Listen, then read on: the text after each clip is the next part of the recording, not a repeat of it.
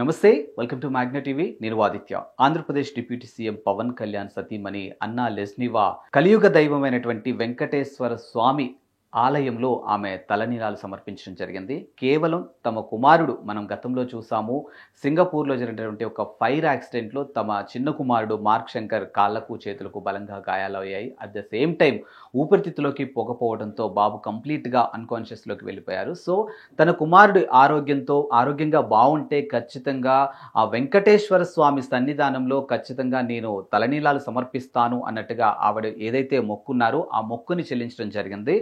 అందులో భాగంగా తన తలనీలాలు సమర్పించారు. సో దానికి సంబంధించినటువంటి వీడియోలు, ఫోటోలు సోషల్ మీడియా వేదికగా ఎంత వైరల్ అయ్యాయో మనం చూసాం.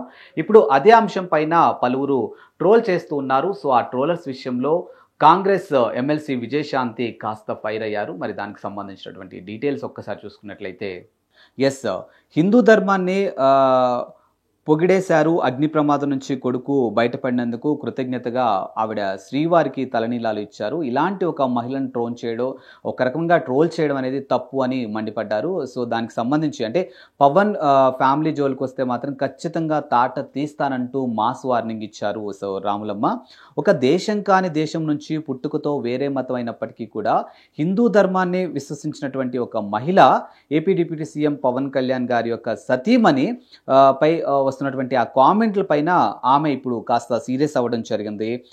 సో ఏదైతే అంటే వాళ్ళ బాబుకి దురదృష్టకరం అగ్ని ప్రమాదం జరిగింది. సో ఆ కుమారుడు బయటపడినందుకు ఆవిడ విశ్వాసాన్ని నిలబెట్టేందుకు ఆమె దేవుడికి ఒక రకంగా కృతజ్ఞతలు తెలియజేశారు.